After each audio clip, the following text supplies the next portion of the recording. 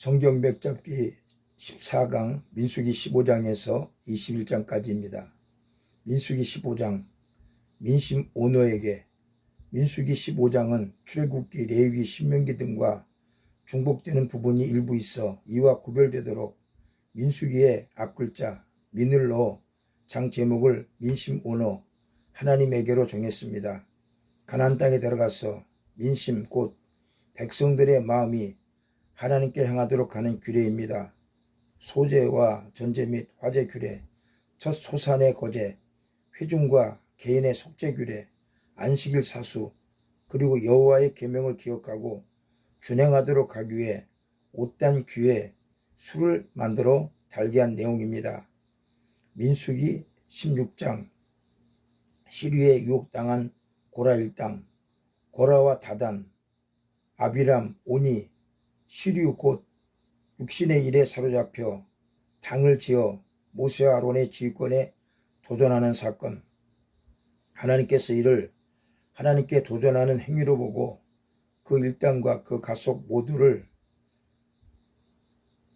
땅이 입을 열어 삼켜 죽이게 하고 이에 더해 분향하는 250인의 고라 일당을 불로 살아 죽이셨습니다.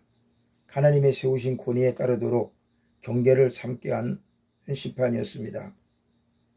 있어야 할 자리에 있어야 산다고 그 아들 고라에게 유언. 고라 있는 마음 가졌으니 패망. 다단, 다 단단히 규합시킨 인물. 아비람은 아비랑 모이. 오는 온갖 힘 다해 당 짓는데 힘썼던 인물. 250명은 이빠이 옷이 불타 죽었고 14,700명은 일사천리로 연병에 죽임당했습니다. 17장 실과 열린 지팡이 기적. 고라 사건 후 하나님께서 모세와 아론에 떨어진 권위를 공고히 하기 위해 12지파를 대표하는 족장들의 지팡이 12를 장막에 두고 이튿날 보니 아론의 지팡이에 우미도 없고 순이 나고 꽃이 피어 살구 열매가 열렸습니다. 실과 열린 지팡이 기적을 하나님께서 일으키신 것입니다. 하나님이 통치하고 계심을 알리신 사건이지요. 이 속에는 예수 그리스도의 부활하심이 예표되어 있습니다.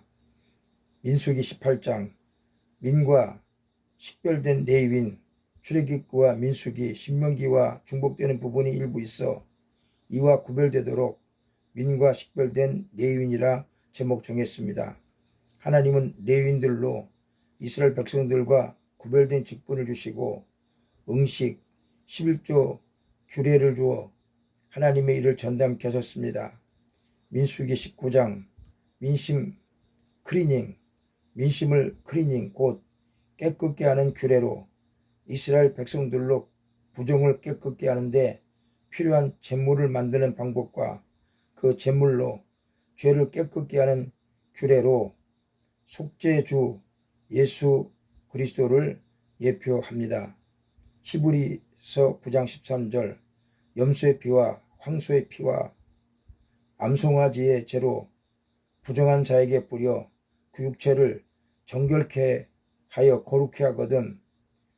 히브리서 9장 14절 하물며 영원하신 성령으로 말미암아 흠없는 자기를 하나님께 드린 그리스도의 피가 어찌 너희 양심으로 죽은 행실에서 깨끗하게 하고 살아계신 하나님을 섬기게 못하겠느뇨. 이에 더해 시체로 인한 죄로부터 클리닝, 성소를 더럽게 한 죄를 클리닝할 것에 관하여 기록하고 있습니다. 20장 이심의 결국, 이심 품고 배역한 것에 대한 결국을 보게 합니다. 가데스에서 일어난 사건입니다. 미리암이 죽습니다. 백성들이 마실 물을 달라고 하나님을 원망하며 모세를 거칠게 몰아세웁니다. 모세는 혈기와 자신의 경험을 앞세우다 보니 그만 반석에게 명령하여 물을 내게 하라는 하나님의 말씀을 놓쳐버리고 반성을 짚하기로 두 번 치며 소리칩니다.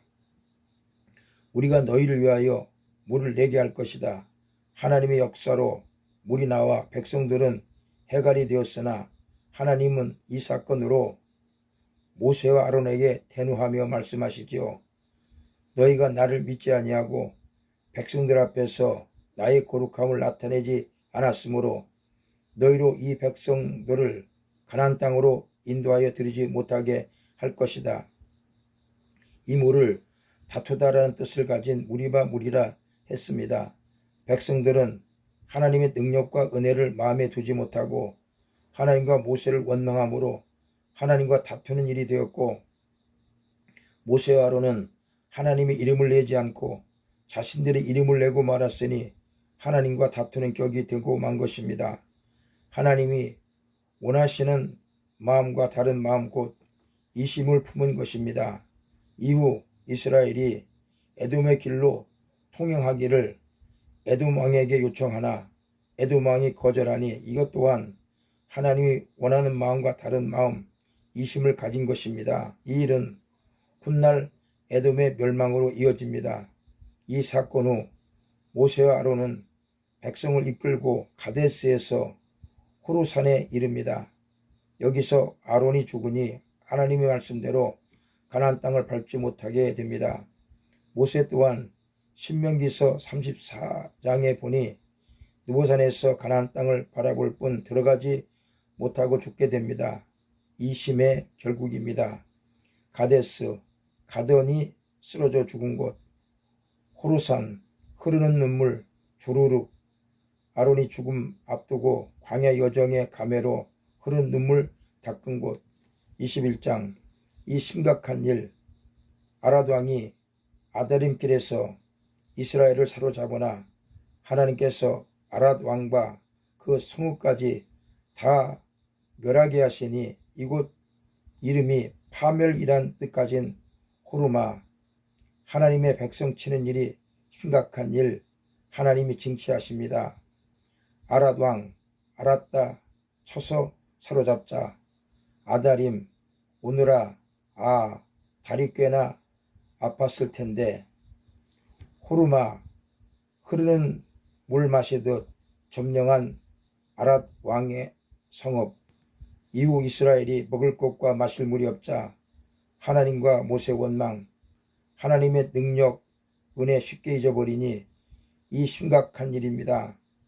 하나님께서 징치, 하나님께서 백성들을 불뱀에 물려 죽게 하시나 모세의 기도를 들으시고 노뱀을 장대 위에 달게 하고 이를 보는 자마다 살게 하는 은혜 베푸십니다.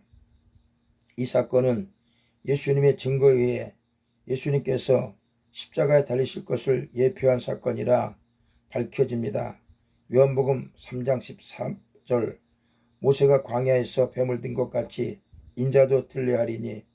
이 사건 이후 이스라엘 백성들은 여러 지방을 거쳐 비스가산 꼭대기에 이르렀고 여기서 진행하여 하나님의 역사심으로 아모리 왕 시온과 바산 왕 옥을 쳐서 그 땅을 점령하였으니 이를 통해 이스라엘의 인도자가 하나님이심을 마음에 새기게 한 것입니다. 오붓한 곳에 진쳤고 세렛 골짜기, 세례 아닌 세수한 곳, 이 외에도 21장에 인명, 지명 이름이 많이 나오는데 연상도 한꺼번에 하면 오히려 체할 수 있습니다. 이러므로 앞으로 다시 등장하는 적합한 부분에서 연상글을 올려드리고자 합니다. 주님의 은혜가 항상 넘치시기를 주님의 이름으로 축원드립니다. 아멘.